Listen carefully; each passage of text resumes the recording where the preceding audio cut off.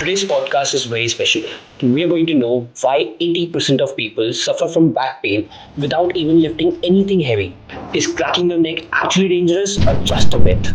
Why are people who sit all day more tired than manual workers? Is your 1 lakh ergonomic chair actually making you weaker?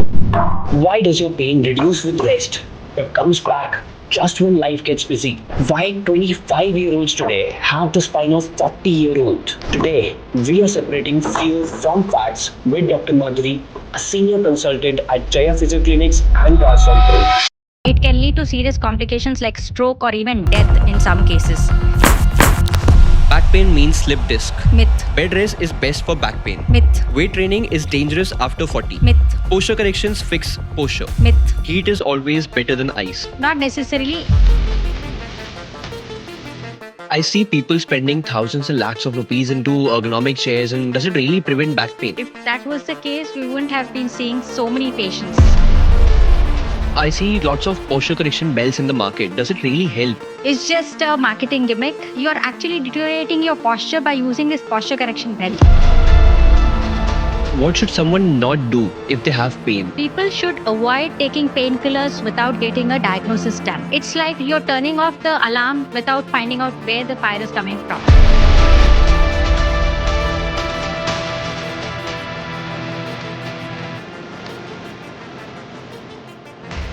So, hi, Dr. Madhuri.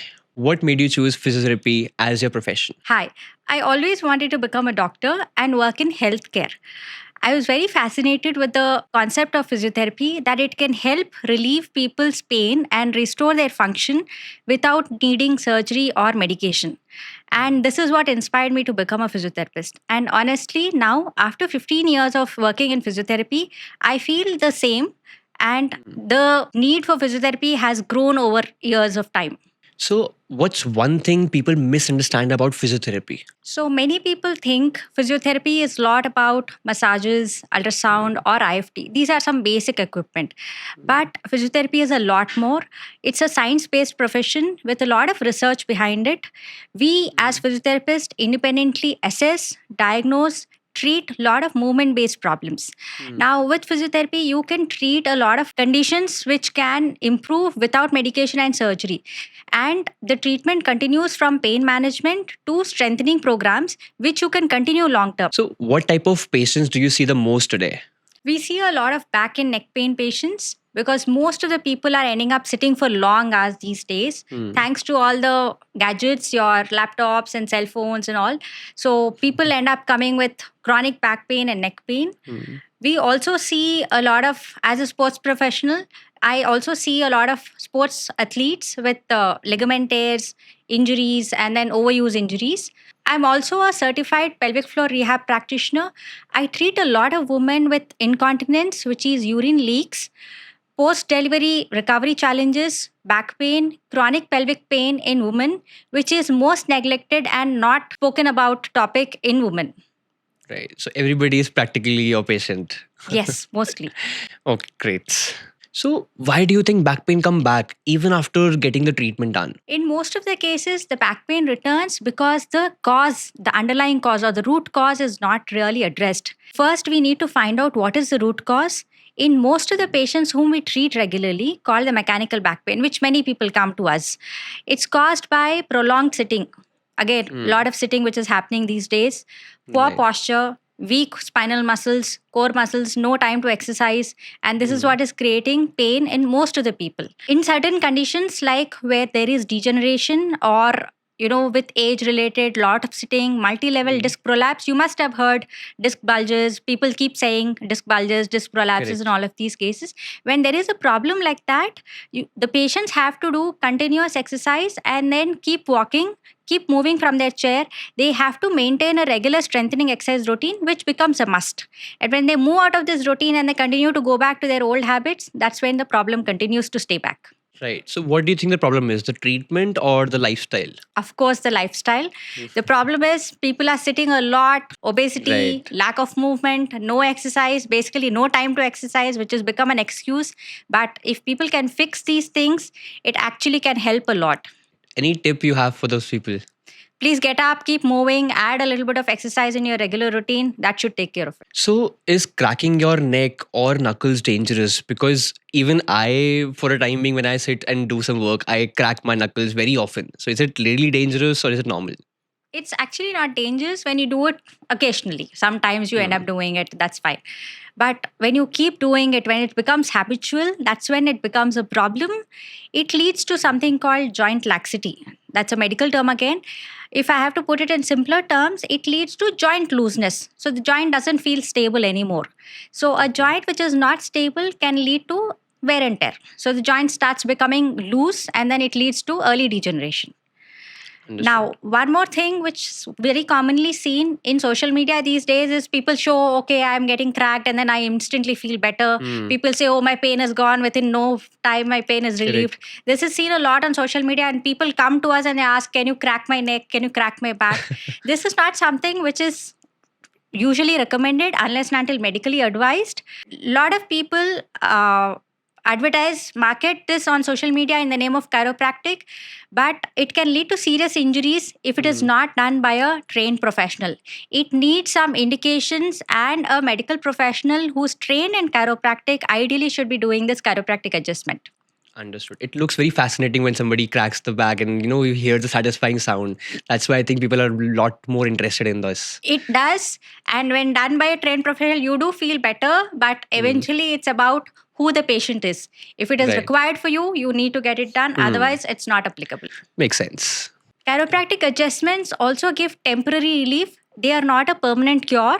Right. This is something which everyone needs to be understand. This is a take-home message. So, when does joint cracking become a red flag? As I told you earlier, there are certain indications and certain contraindications.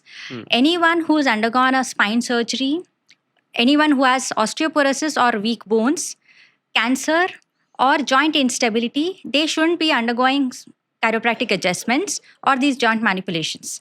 In fact, chiropractic adjustment should be done under a trained professional because it can lead to serious injuries like sometimes when you crack your neck, cervical manipulation, we call it cervical manipulation. When the cervical manipulation is not done properly, it can injure an artery which supplies blood to your brain called vertebral artery. And if the artery gets injured, it can lead to serious complications like stroke or even death in some cases. Right. So it's extremely dangerous to get it done under an untrained professional, and it needs a trained professional and extreme caution for you to do a chiropractic or a joint manipulation. So, is stretching always good? Stretching is most of the times good, except in cases where you have hurt yourself. Like when you're in an active stage of injury, you can see redness, you can see swelling and all of that. Then the body needs rest. So people try and overstretch at that time thinking it's going to get better soon. At that time, it's ideally supposed to be rest, and stretching is going to make it worse. So you should know the indications and the contraindications of when you should do stretching and when you shouldn't be doing it. Understood. So people, when they have such injuries, whatever they do home therapies and they do stretching, whatever they feel that is right. But I don't think that is recommended, right? It's not recommended when there is an acute injury, the body is demanding rest. Give it some rest. You can put some ice in case there is swelling. Stretching too much can lead to more pain at that point of time.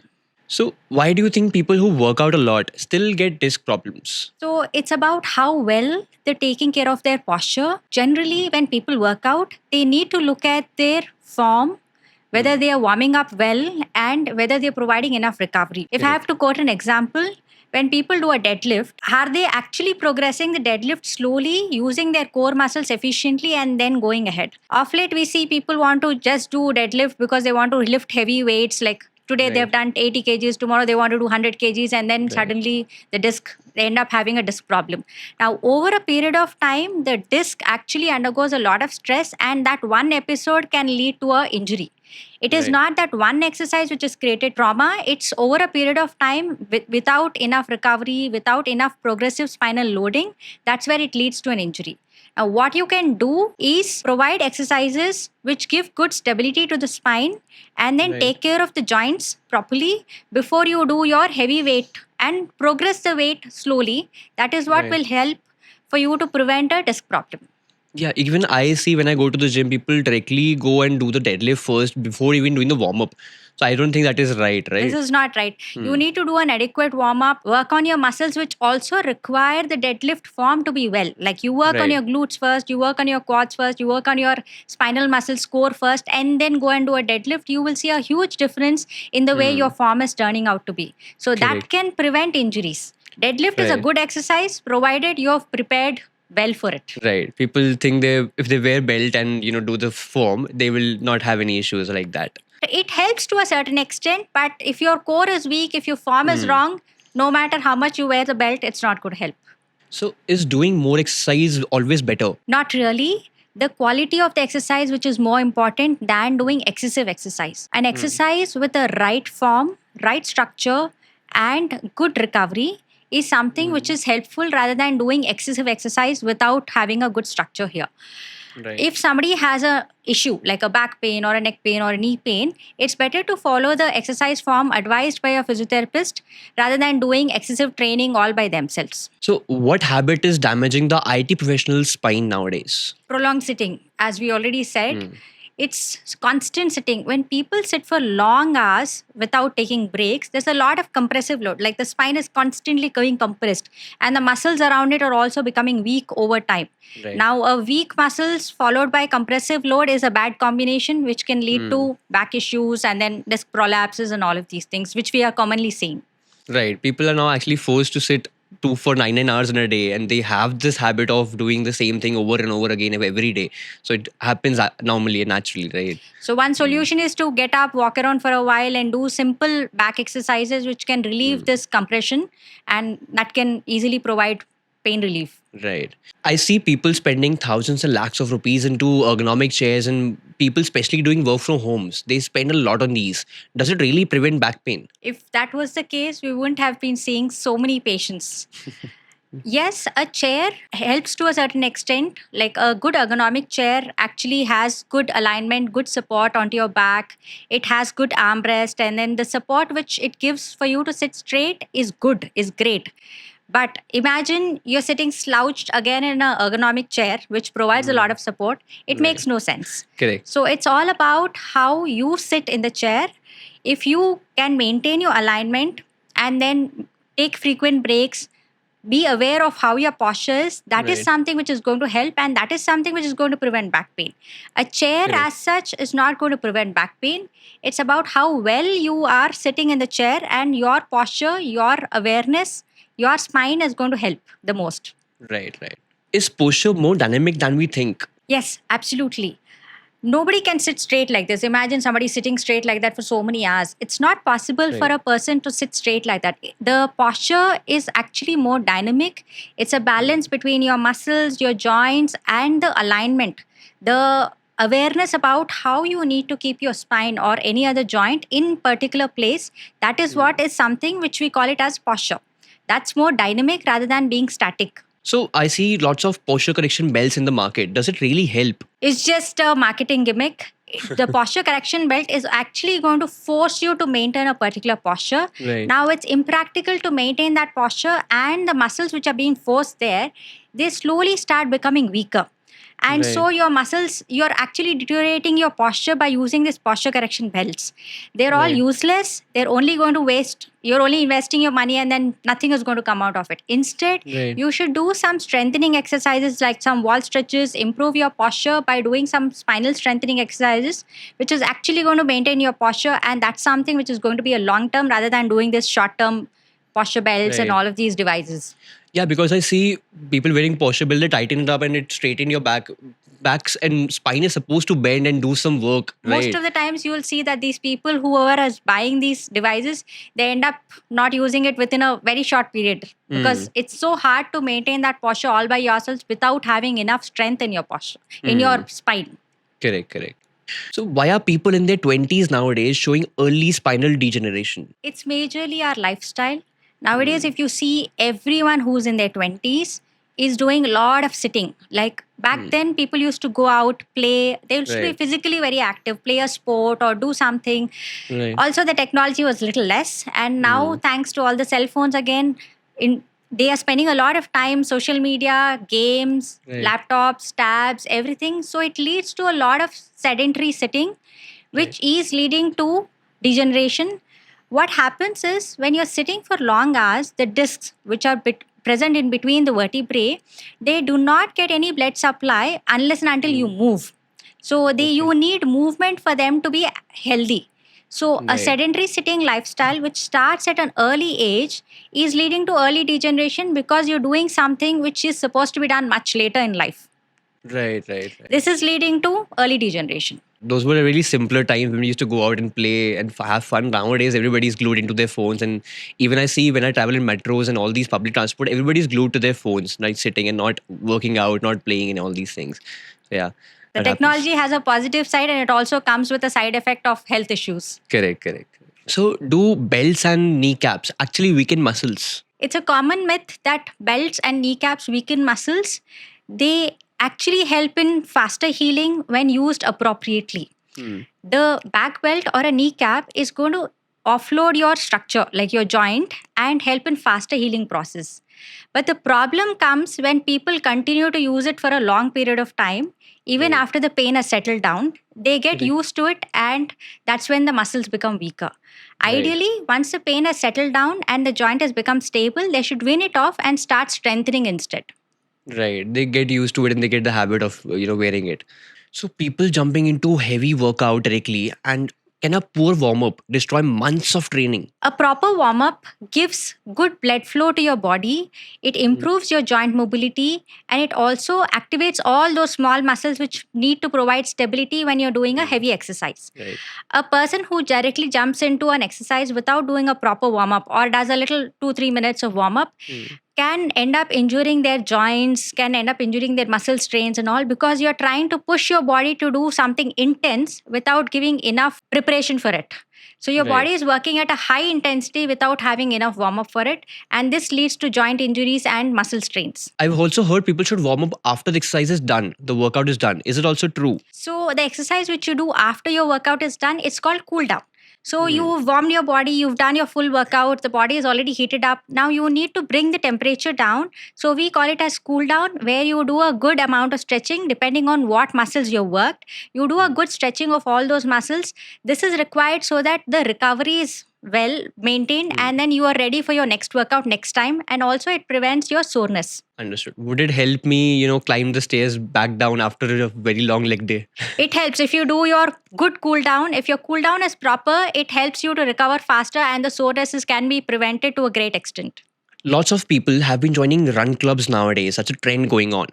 They do running and then quit after just a few days and all. So why do you think beginners start the running but then quit after just a few months or days? So most of the times you see the runners, they begin too aggressively. Like suddenly they will start running and then there is no preparation for it.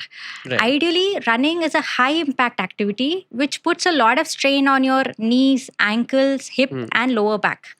And for an activity like running, you need a good progressive building capacity. Like Right. you need to look at what age are you starting, what is the fitness level before you start running. Is your body really adaptable to take up that much strain of running, your lower Right. body especially? Based on all these factors, the running has to be progressively taken up.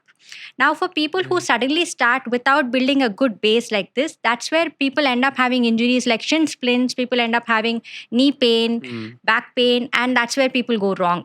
You Right. need a good preparation on your lower body for you to start beginning to run, whatever age it matters, but Yeah. it needs a good preparation before you start running. So as you're a certified pelvic floor rehabilitation practitioner, let's jump to women's health. What can you tell the audience about incontinence? Good, you asked about incontinence. It's a most neglected, and people think it's a taboo to talk about incontinence.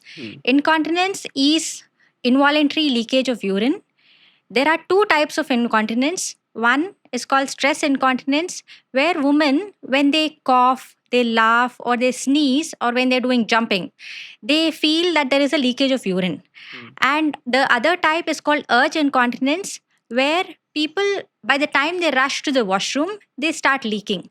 Now, all this is something because the pelvic floor muscles are becoming weaker, and this is very commonly seen in people who have had pregnancies, and then multiple deliveries, and also people with obesity and people who have undergone some abdominal surgeries. Now, the good part is that it can be treated. Pelvic floor rehabilitation actually helps in strengthening these muscles, and people can actually get better with it. It is Right. something which people don't talk about, and that's why people keep suffering through it silently. But when Right. you approach a right practitioner, a pelvic floor rehab actually helps in solving this issue. So, how long does it take to recover after delivery? Anywhere between 1.5 to 2 years.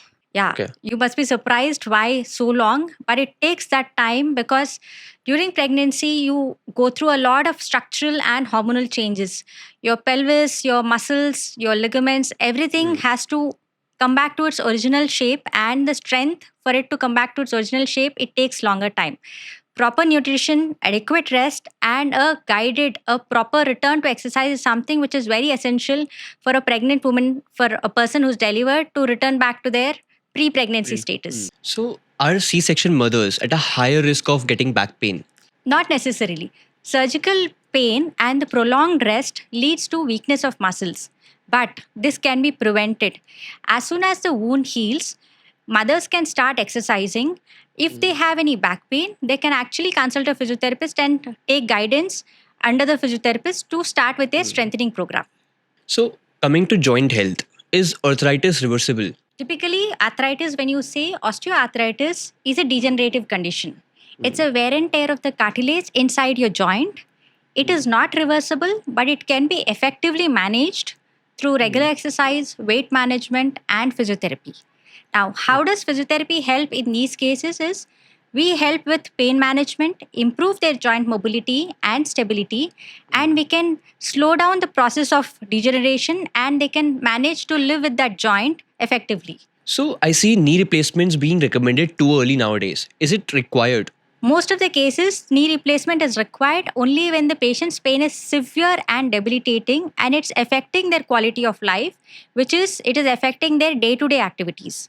And also, we look at these factors that the knee replacement is recommended only when they have tried exercises, when they have tried physiotherapy, injections, medications, and nothing is helping. Right. This is in a case where the knee replacement should be done when the osteoarthritis of the knee is in a stage of grade 4. We look at osteoarthritis in 4 grades: grade 1, 2, 3, and 4. 4 is a stage where the bone is rubbing on the bone, and that's where the surgery is indicated. Anywhere where it is in grade 2 or 3, physiotherapy and strengthening exercise can delay or avoid a surgery, and it is not advised to recommend surgery at this point of time. This can always be prevented. So, if MRI shows a disc bulge, does it always mean surgery? Not necessarily. I wish more people understood about this. A disc bulge can be effectively managed through physiotherapy and simple lifestyle changes. A surgery is only indicated when the disc is severely pressing the nerve root, and it gives you symptoms like severe muscle weakness, tingling and numbness which is unbearable, and also some bowel and bladder changes which is uncontrolled urine and leakage. So, except for these cases, most of the disc bulges can be treated effectively through physiotherapy and some strengthening routine. Do scans always match pains? Not really. Many times we see the patients come with their scans and we see a severe disc there, and the patient might not have so much pain.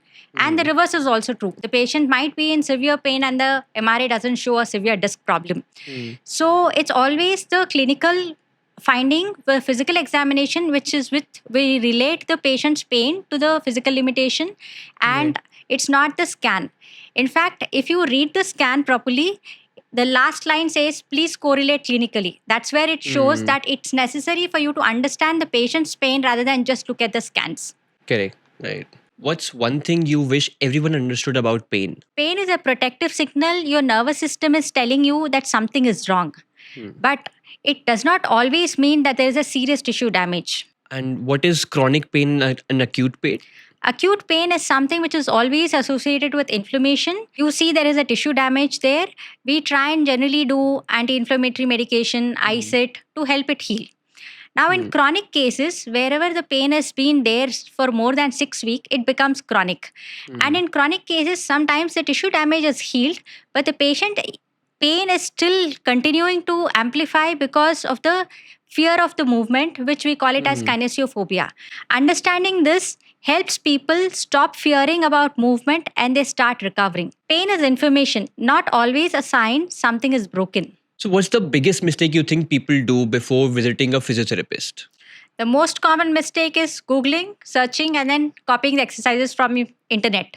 Or they also try and copy the exercises which has worked for their friend. It Right. might not work for you because every person is different. Their body, their posture, their strength levels, everything can be different. The exercise which has worked for your friend might worsen your condition. So it's always necessary to get a proper assessment before you start any exercise routine or any medication or any treatment. Right. Nowadays, people do ChatGPT and whatever it says, they do it at home. Unfortunately, that's not true. Right. So, what should someone not do if they have pain? People should avoid taking painkillers without getting a diagnosis done. With painkillers, you may mask the symptoms, but the underlying cause is not addressed. Right. It's like you're turning off the alarm without finding out where the fire is coming from. So, this will delay the process of diagnosis, and also sometimes it might get worse because you're masking the symptoms through painkillers. So, some advice for our viewers. 3 things what they should do if they have a mild pain. Firstly, when you have pain, apply ice pack for 3 to 5 minutes, 2 to 3 times a day. Second thing, keep moving gently because complete rest may prevent healing. Third thing, stay well hydrated because your discs and connective tissue need water. When should they consider pain serious? When the pain is associated with swelling, numbness, skin changes, skin discoloration, pins and needles, or symptoms like bowel and bladder dysfunction. Okay. So what do you recommend the people at home do a quick routine exercise for their spine? Every morning, move your neck, upper back, and lower back in various directions 3 to 4 times. This should set up your mobility for the rest of the day. So, what makes recovery sustainable? Sustainable recovery comes down to 2 factors. 1, consistency with your prescribed exercises, and 2, correcting the lifestyle factors which actually created the problem in the first place. One without the other makes the pain come back. Right. What's one line you can say to the viewers? Pain is not always damage, it's information. When you listen to your body and move correctly, recovery is always possible. Amazing. Let's do a rapid fire. I'll have some statements for you. You can tell me if it's a myth or a fact. Sure. First, cracking knuckles causes arthritis. Myth. Second, back pain means slip disc. Myth. Third, heat is always better than ice. Not necessarily, it depends on what the condition is. Okay. Fourth, avoid stairs if you have knee pain. Myth. 5, bed rest is best for back pain. Myth. 6th, weight training is dangerous after 40. Myth. 7th, posture corrections fix posture. Myth. Great. Thank you for being our guest, Dr. Madhuri. It was a great, lovely session with you, and it was really informational, very good content for the viewers as well. Thank you.